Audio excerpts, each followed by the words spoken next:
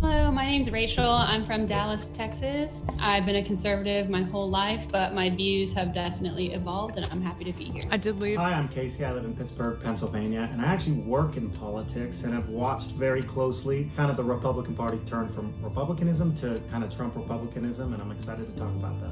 Hi, my name's Noah. I'm a teenage conservative from the great state of Georgia. I've been a conservative for my whole life, and I'm really looking forward to this discussion. My name is Malik. I'm from Detroit, Michigan. I just turned 23. I was always economical, even when I was very little. Now I'm a medical student in Blackout, the Candace Owens book. My name is Amye. When it comes to social issues and everything, I could be considered a little bit more liberal, but I do support our president 100%. 4 more years was good. So, yeah. Hi, my name's Alicia. I'm 20 years old. My mom immigrated to America from Nicaragua as a political refugee, and then my father's side of the family immigrated from Mexico. And I am also 8 months pregnant, and I'm super excited to be a first-time mom. Trump's behavior can be offensive. Rachel. Somewhat disagree. Kate. Chat. I'm stress eating.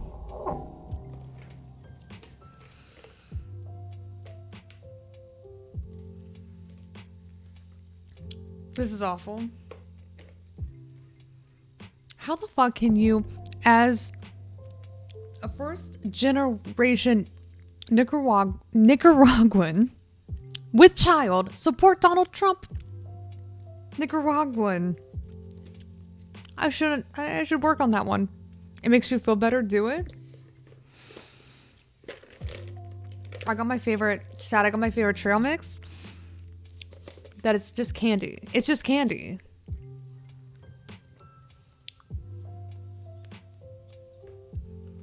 It's when I feel the most at ease, chat.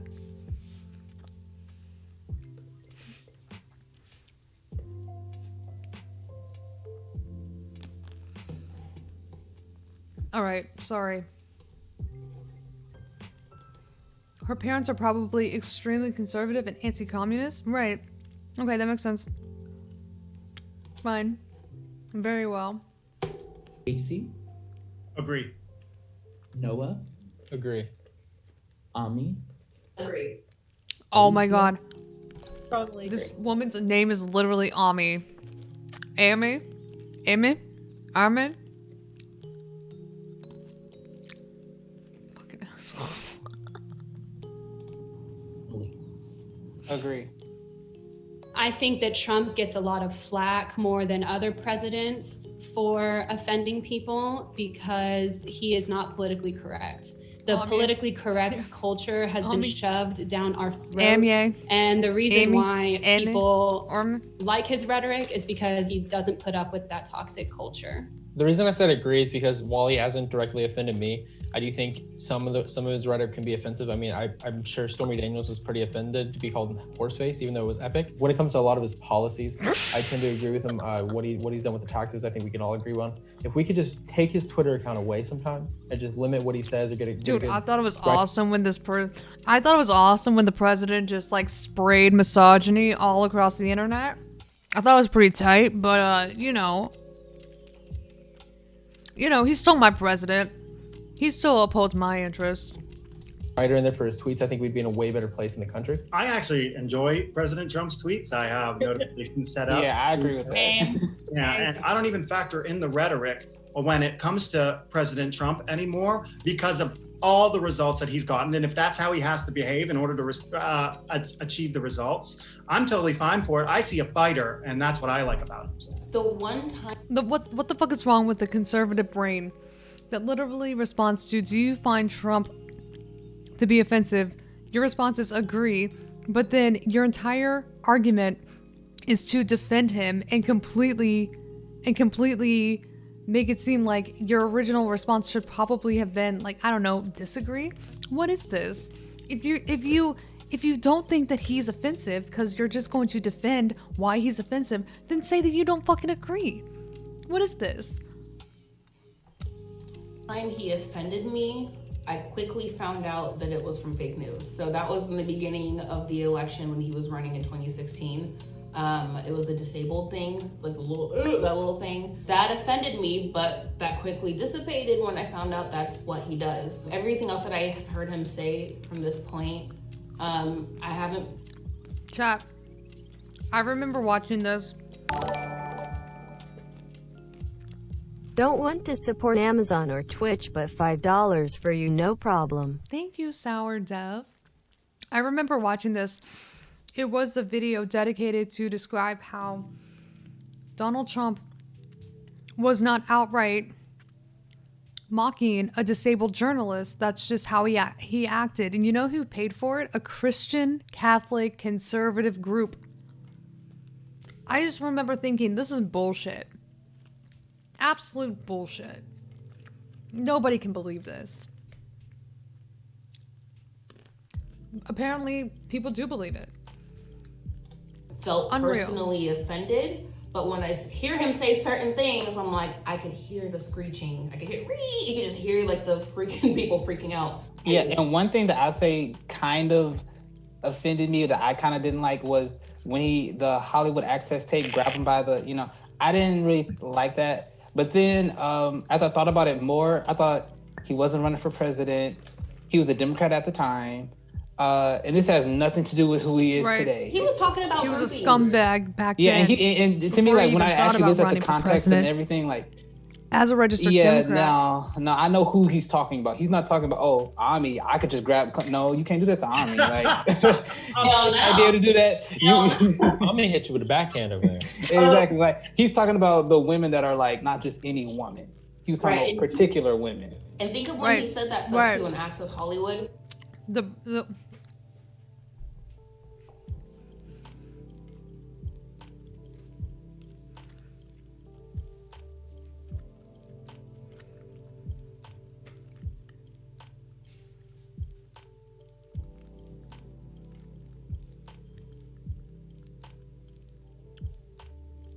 he wouldn't just grab any old woman by the pussy. Just like a woman he'd want to fuck. And come on, Trump doesn't want to fuck everyone. Think about the shit he said about Rosie O'Donnell. All right? Trump definitely wouldn't grab Rosie O'Donnell by the pussy. Right?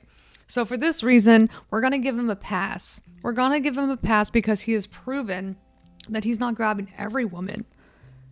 He's not grabbing every woman. He's not committing sexual assault to every woman. Just the women that he wants to pursue, He can get away with that kind of thing, being a celebrity and everything.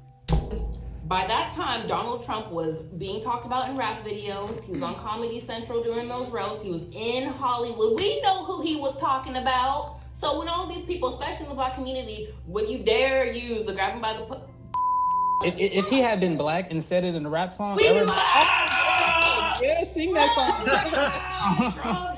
Oh wait, he's a Republican?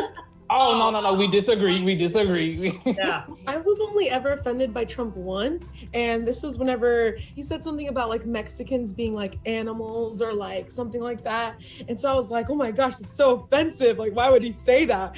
And then my stepdad was like, did you read like everything that he said? So I went back and he was talking about like the MS-13 gangs that were in Mexico and stuff. So I like kind of learned a lot about fake news and how a lot of people are like sensitive to his like rhetoric and what he says. What do you think? I feel like society today. I'm trying to like rack my brain right now.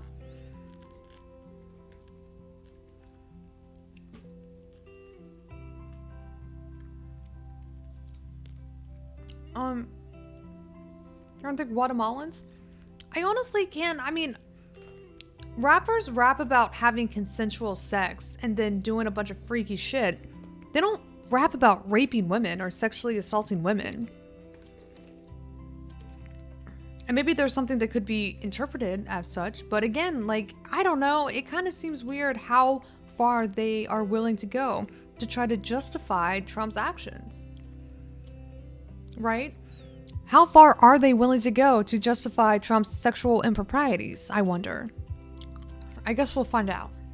Especially millennials, we're addicted to feeling sensitive and offended. Like literally people's nipples get hard when they're freaking offended by something. Amye, I think I know why that is. It's because if I'm offended, if I'm a victim, I get more attention. It's like there's a hierarchy of victimhood. Well, I'm black, but you're black, Ami, and a woman. So that means you get more power. It's like in the left, it's like the more victimized you are, the more you should be heard, the more power you should be given. And to me, Yeah, bitch! It's called intersectional feminism.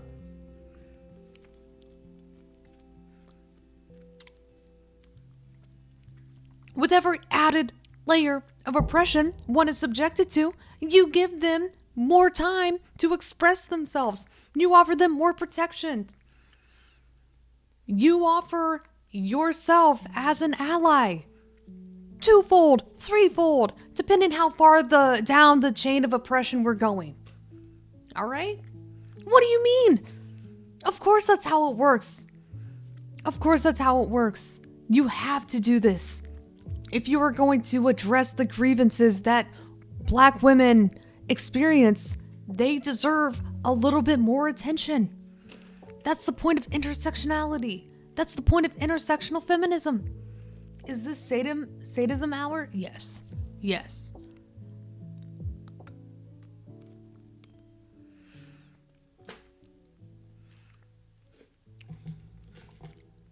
Wow. You hate to see it. You hate to see this. All right? You really do. I'm stress eating. Fuck. I don't even know why. I have no right to me, I think that's pretty sad. Systemic racism is a problem in America. Rachel. Strongly disagree. Casey. Somewhat disagree. Noah. I said somewhat agree. Amye. Somewhat agree. Alicia. I said strongly disagree. Somewhat agree. Systemic implies that it's built into the DNA of a country, and I just don't think that that was why this country was founded. It wasn't founded to be a racist country. Systemic is really that there's law.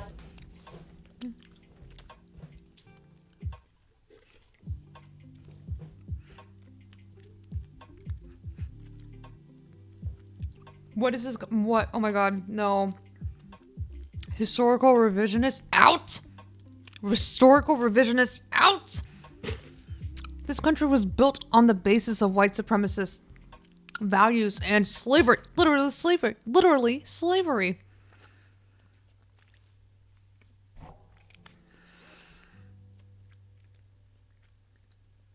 I'm sorry, I have to stop stress eating.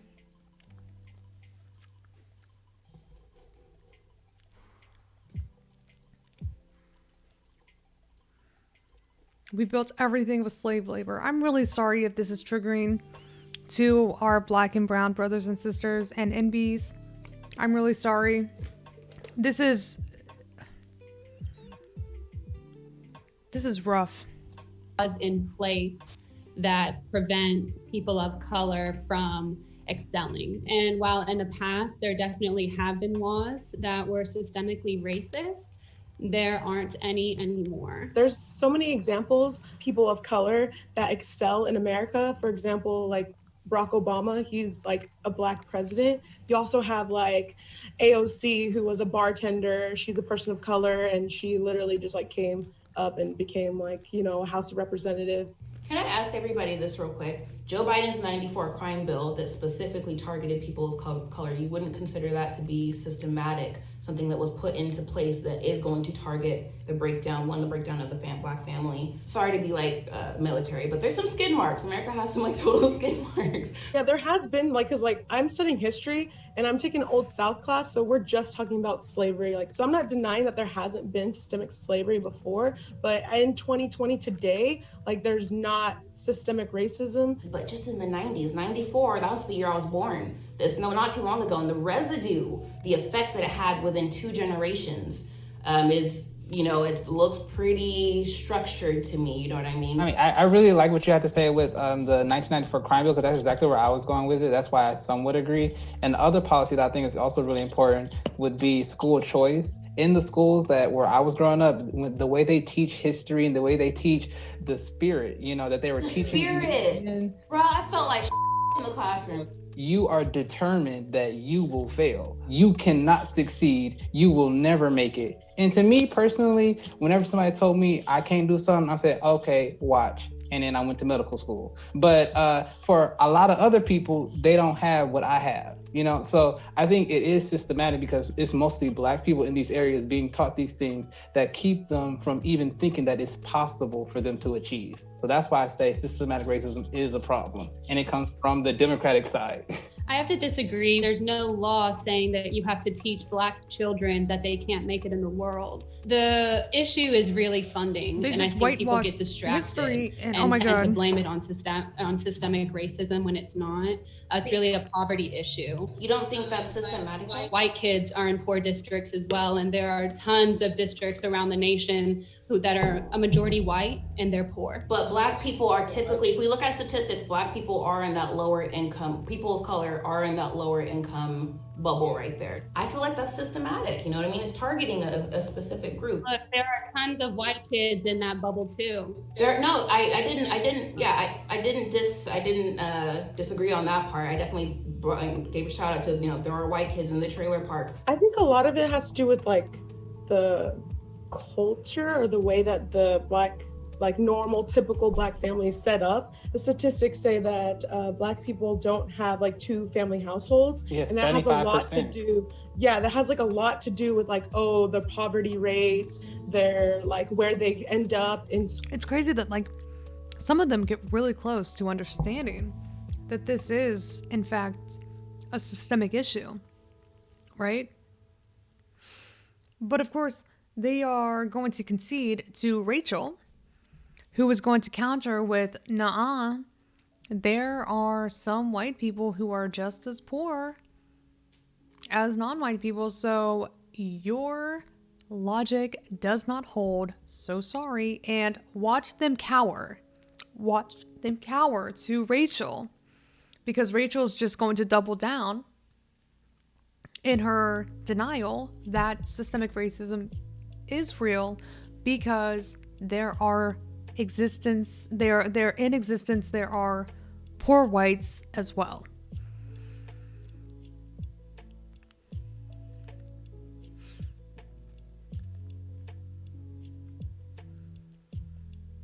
They cower. Oh, what the fuck I walk into? I'm just pointing out the obvious.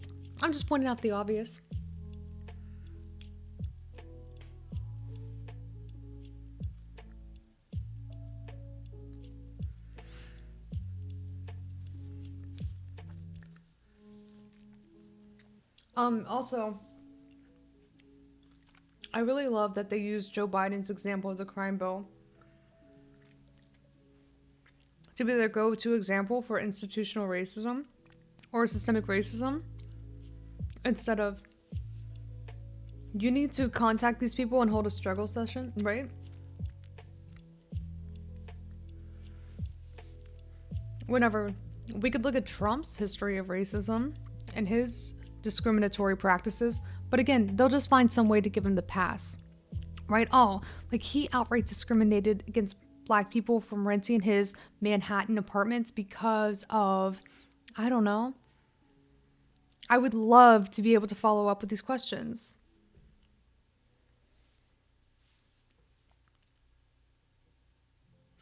All they could mention was the crime bill and school choice.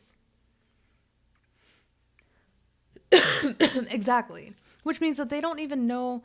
It's funny that they bring up school choice, because it seems as though they're not familiar with racism and how it's manifested in our public institutions. And maybe if they did, they would change their opinion, seeing as though they are both open to accepting that systemic racism is real and that it disproportionately affects African American communities.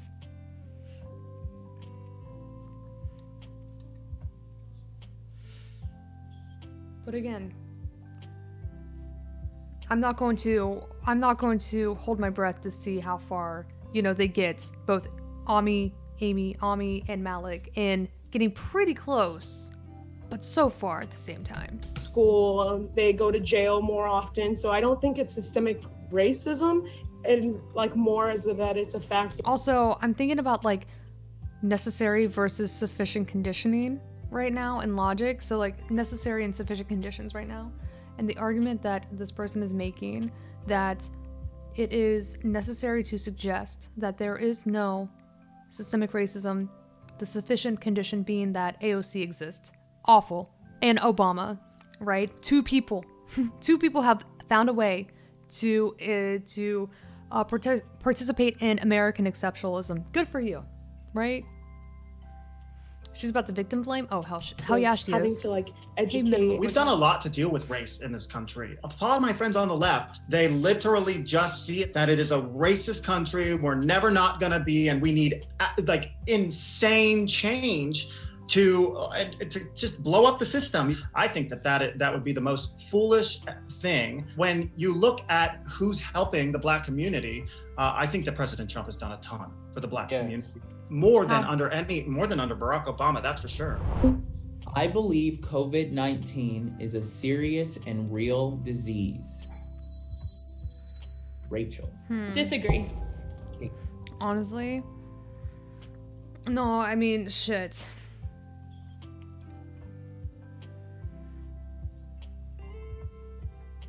Here we go. Are you ready for this? I'm not even going to comment on what's this guy, whatever. We'll just move on.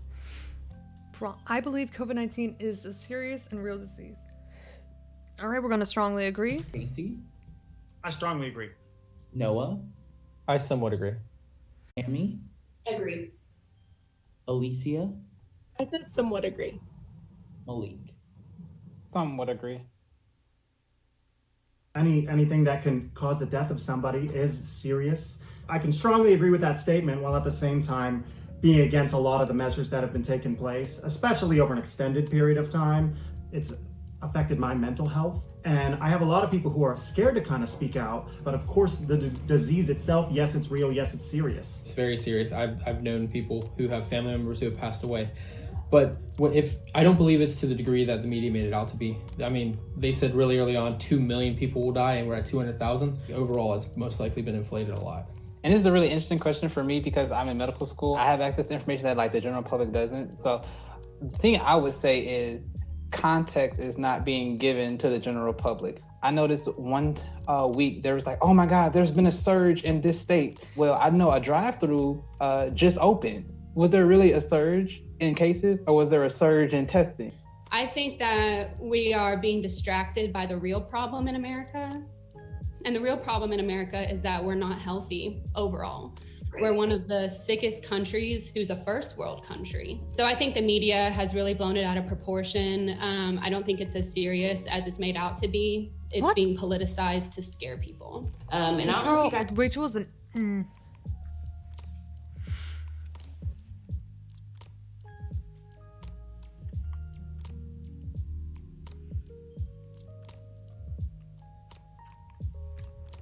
Yeah, so obviously our friend Malik here, while maybe he is a med school student, definitely not a statistician,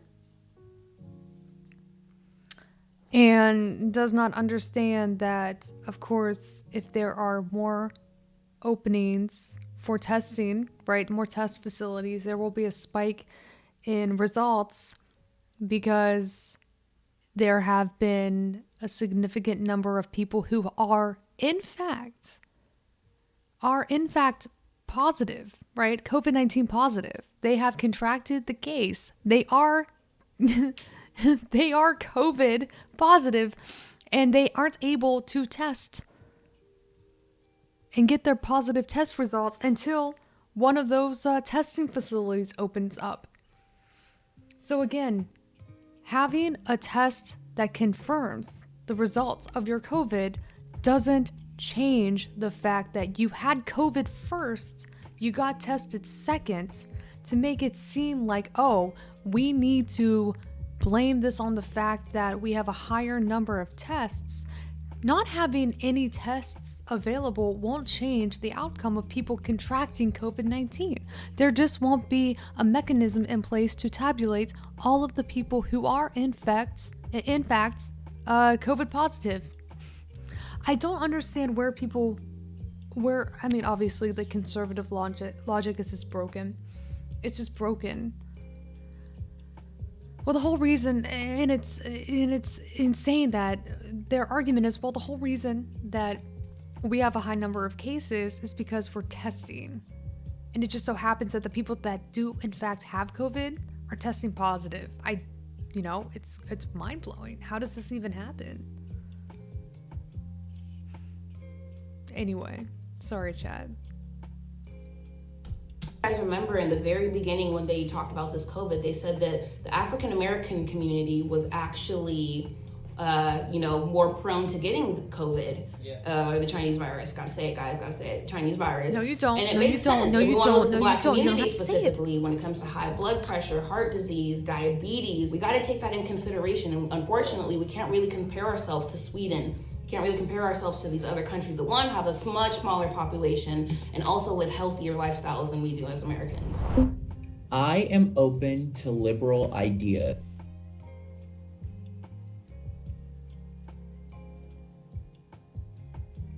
It's honestly embarrassing. I would be so embarrassed if I were like a college kid, like a student, and like the best that I could do in providing you with my unique political opinion is to regurgitate every single talking point that you have ever heard from either Fox News or directly from Donald Trump.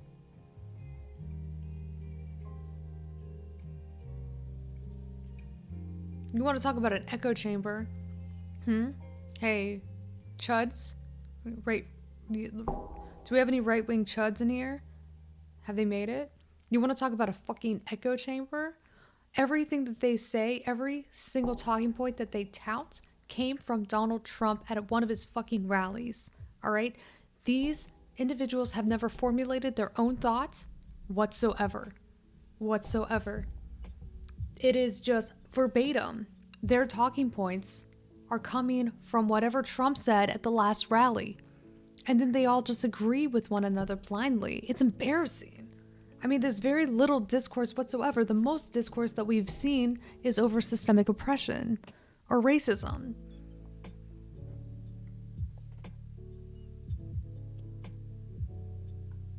And even then, the two African American individuals on this panel, they conceded to the dumb white girl, Rachel.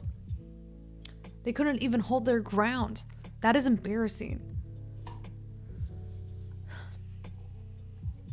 Yes. Mustard? Rachel? Agree. And you, Casey? Agree. Noah? I strongly agree. Amye? Strongly agree. Alicia? I said agree. And Malik? Agree.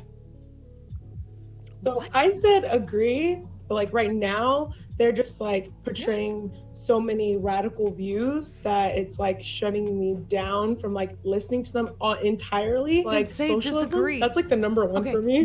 this is what drives me insane, chat. They literally say strongly agree, but this Elisa just disagreed. Just say that you disagree. Like, don't say something and then just say the exact opposite. It's like they make a choice and then they negate their very choice by providing an explanation that's the exact opposite of what they've selected. Because I know that socialism leads to communism and people cannot tell me otherwise. And like my family actually like left Nicaragua because of like the socialist like stuff and the communism that was happening. So, and I know a lot of Hispanic people, like that's probably why Joe Biden isn't getting like that much support. He is getting support, but not that much support. I am super conservative, but I'm also an urbanist, and I don't mind. I live in a city. I'm totally open to it, and even apply some. I mean, I'm almost vegan, so I had to say that because I'm almost vegan. But it's okay for conservatives to care about the environment and things like that. Something that you would consider liberal. I especially like listening to Andrew Yang.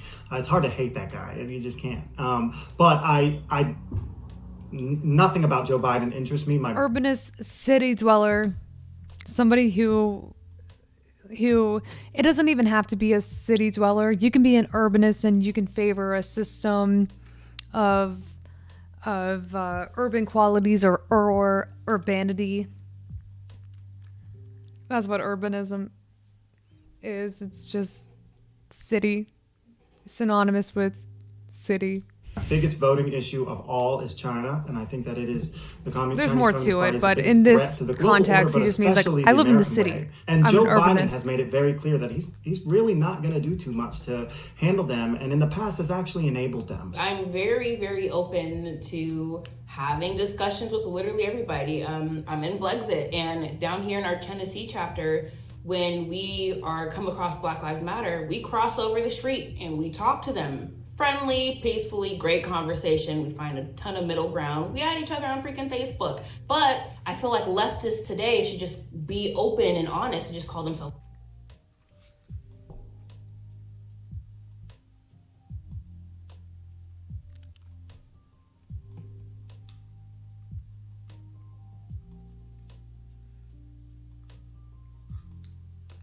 What the fuck is Amye doing? Why does she have the weirdest wall of art I've ever seen? Why am I just now noticing this?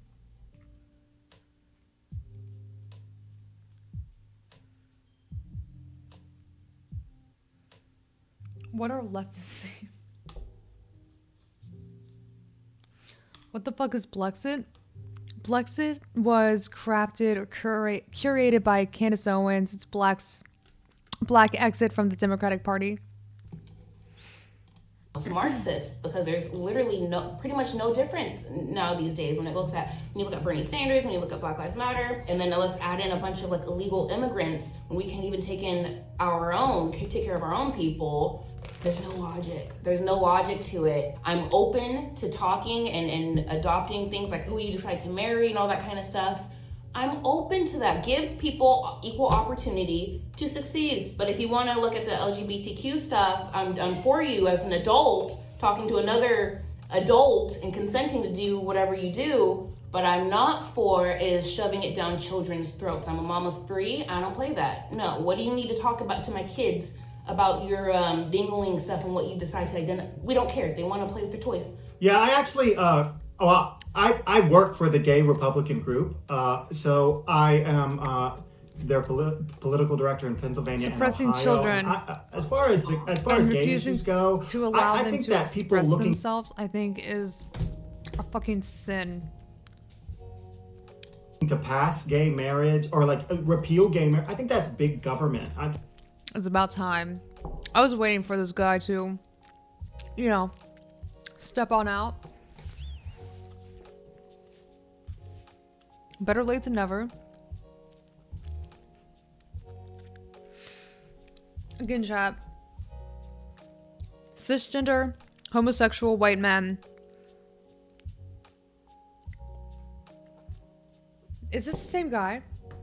Wait, is this the same guy that we looked at it from Twitter? Chat. Is this the same guy?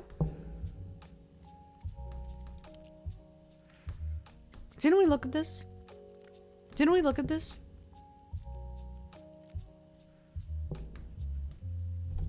Anybody know? Anybody remember? I think the government shouldn't decide. Is he the activist who's trying to get more LGBTQ youth in particular to also leave the Democratic Party? What is defined as marriage at all. Donald Trump has stood for the gays and gay marriage.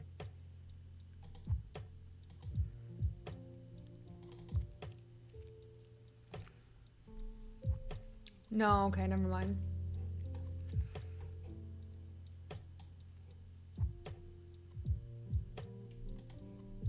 Marriage winning for a lot longer than Joe Biden has. Joe Biden entered the 2012 presidential campaign still opposing gay marriage. And so if we're going to talk about that issue, then I feel like public opinion has come around on that. Yeah, that's him. That's his Twitter handle and profile. But we looked at some activist the other day who was balls deep. Bad analogy, bad choice of words. That was just absolutely part of this new disinformation campaign. It was more so like a grassroots-led effort to try to get LGBTQ youth to leave the Democratic Party. I can't remember. I said I strongly agree because the high school I graduated from, I was able to graduate with a kid who I believe he worked on Bernie Sanders' campaign at some point, and I've been able to talk to them frequently since. Blanco, thank you so much for gifting 521 subbies in this community. Hey, thank you so much. Do we have any other gifters that I should know about? Subby hypey. Subby hypey. We graduated, we've had a lot of discussions. We have to understand there's not liberal problems and conservative problems. Amy, you got to be careful when you say stuff like ballsy. But I realized as soon as I said that was a really poor choice of words, and I apologize. I'm American really sorry. problems that we all have. We just have we all have the same end goal. We just have two different ways to get there. We all want America to be better. At least I hope we do. I try to say, what if I'm wrong and what if they're right, so I can truly see. Icy Danger, thank you for getting 10 tier 1 subbies in this community. Holy shit, thank you, Icy Danger. What they think.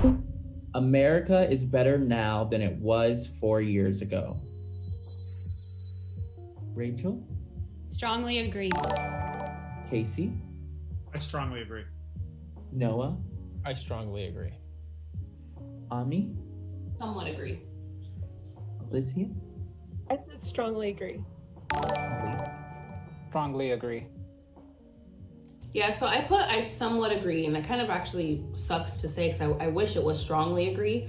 But when in terms of race relations, I feel like we've taken so many steps backwards. I never thought that as a millennial and somebody in 2020 that I would go outside my door and there would be like tension, friends disowning each other, family disowning each other. I know I've experienced that. I think we have come a long way, but when it comes to racial matters and stuff, unfortunately, I think we've taken some steps back.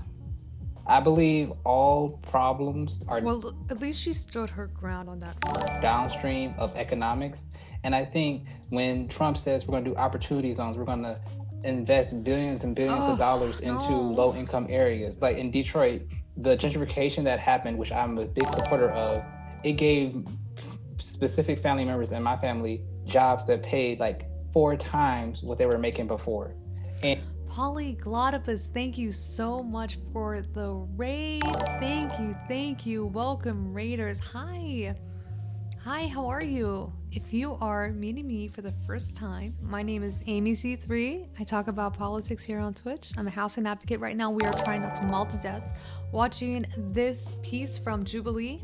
It's about Trump supporters and getting into the minds of your young Trump supporter. So thank you so much again, Polly, for the raid. I really appreciate it, and welcome, Raiders Get Cozy.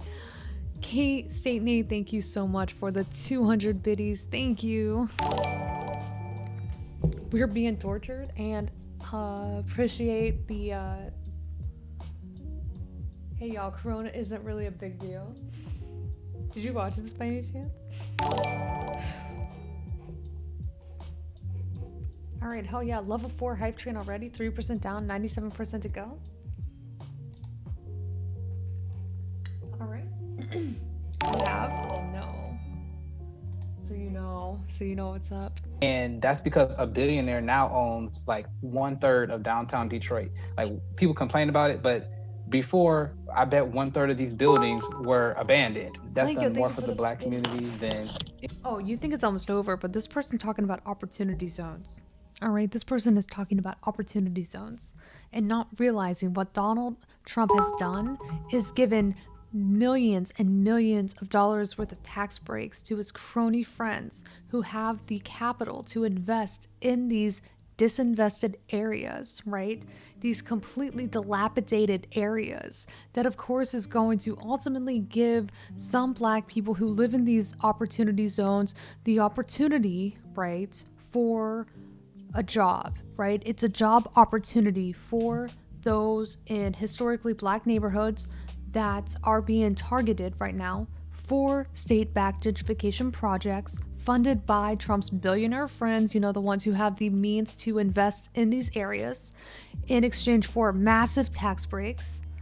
And of course, it seems like it's a good deal for those who are living in these current areas, right? Because it's new jobs, right? And it's an opportunity to grow in terms of a new ecosystem of a city that will have, you know, more diversity that's supposed to be incredibly appealing, what happens is that once appreciation sets in from gentrification, every single person who is benefiting right now from these jobs are going to be displaced from their own neighborhoods. This is literally the recipe for gentrification. So while it might seem as though it's a good option because of the possibility for economic growth and development, right? This prosperity does not last very long, especially whenever the greater area of residential space will then be occupied by those who can afford to live in these gentrified units. The rent will be too expensive for the current residents, and they will not be making enough money from these jobs, right? Because these are not going to be going to your PMCs. These are going to be service jobs. That's part of this, greater microcosm of like mixed use of commercial and residential space. So it's, the service jobs, the customer service jobs that might be part of like the shopping, right? The shopping center that's part of this gentrified neighborhood. All of these relatively lower wage positions, right, will go to individuals currently living in these otherwise disinvested areas. But that is not going to be the end-all be-all of this neighborhood. Once gentrification finally sets in, then the pricing out begins. And then what happens to these residences who then have to leave because they're priced out? That is the missing component of opportunity zones that unfortunately we're not thinking through, right? Because we're only looking at the short term, which does give some individuals in these areas the opportunity for jobs. But once we see the full-blown effects of gentrification, they're not going to be staying there. They will lose their sense of identity, right? When I say their sense of identity, I mean their city central's sense of identity, their culture identity, the integrity of their neighborhood. It will be replaced and whitewashed with whatever commercial real estate or new people who can come in and afford to live here. And guess what? It's not going to be people like them, unfortunately. All right, sorry. That was my spiel. 15 seconds. Any last minute gifters? Holy shit, sorry. Any president I've known in my lifetime. I feel the tension that Amye feels, but I do feel like President Trump's the leader to lead us out of that, because I see the Democrat Party, they see the pain, they use it, people who are hurting, make them hurt a little bit more, and become victims to whatever hurt they have, whether it's racial or otherwise. And I don't appreciate that, and I don't think that that's the answer. I think President Trump's optimism is the answer to healing that. I really do. I do think that the economy is the biggest thing and probably the only thing that President Trump can do for us when it comes to racial relations. These opportunities are not going to even the playing field along racial lines. This is only another example of how African Americans or non-white individuals who live in these areas will get the short end of the stick.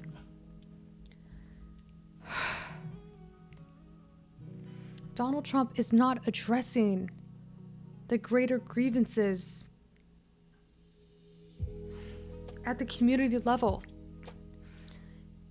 His tax cuts are not meant to benefit anyone who is making less than $500,000 a year. I don't understand where they are drawing from in their supports or their praise. Donald Trump has literally done nothing for them. It might seem like he is because of opportunity zones and the way that opportunity zones have been packaged as job opportunities,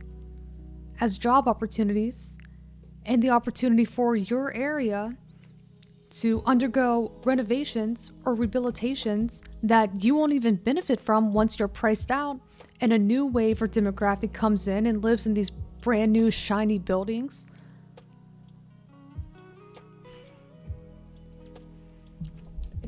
It's sad. It's almost sad. I personally think that Trump is the answer to race relations because it's a bigger discussion. It's beyond Trump.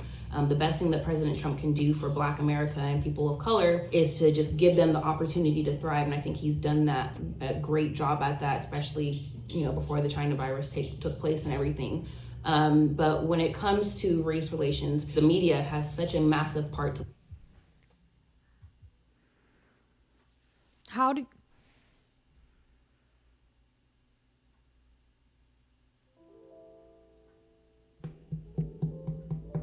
China virus. Let's talk about race relations. How do you segue? How do you segue from one sentence to another like this? Yeah. Hold on, let me get this xenophobic thing off of my chest. And now let's talk about race relations in this country. play. And I think a first step that we could do as society is hold our mainstream media accountable. If we didn't have to dig to see that Trump has denounced white supremacy multiple times and the mainstream was doing their jobs and not adding fuel to the fire, I think maybe as a society we could all come together and hold the media accountable for the attention that they have caused when it comes to race relations. I don't think it has anything to do with Trump. America's always had, political polarization. We've always had racial issues, but at least we have these problems and we have a robust economy. In January, February, March, once Donald Trump gives his second inaugural address, we'll see the economy bounce right back. He's not the president in order to gain power. When COVID happened, he did not use the opportunity to usurp more power than he already had. It really concerns me when politicians like Joe Biden say he's going to make the entire country follow a mandatory imagine thinking like Donald Trump's outright malfeasance and negligence when it came to addressing COVID-19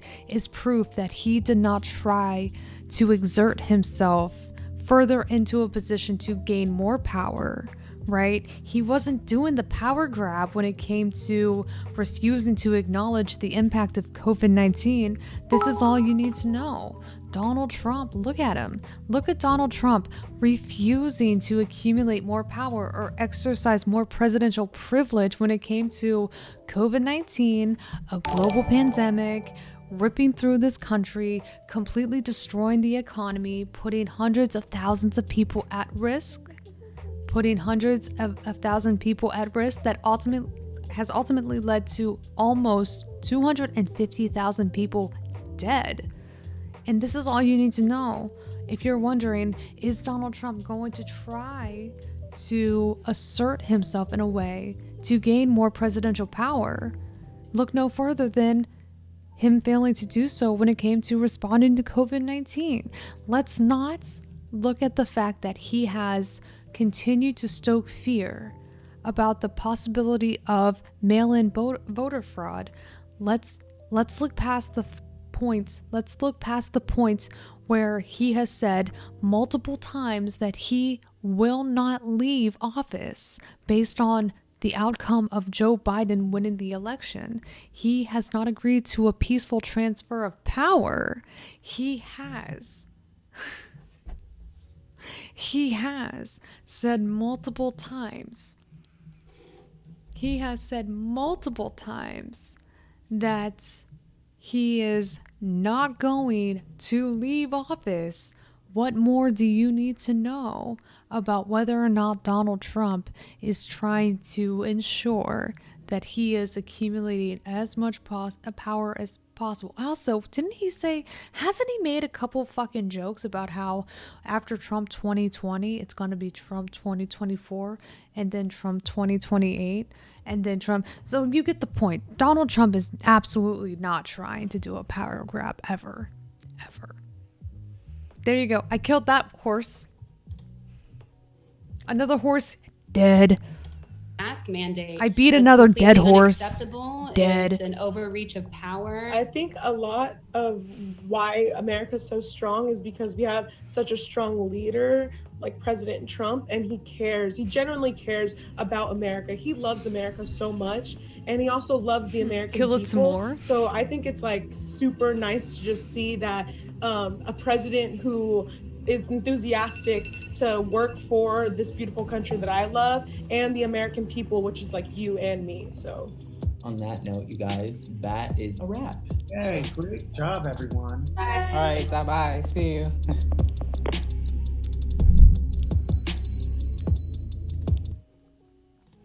Wow, that was awful.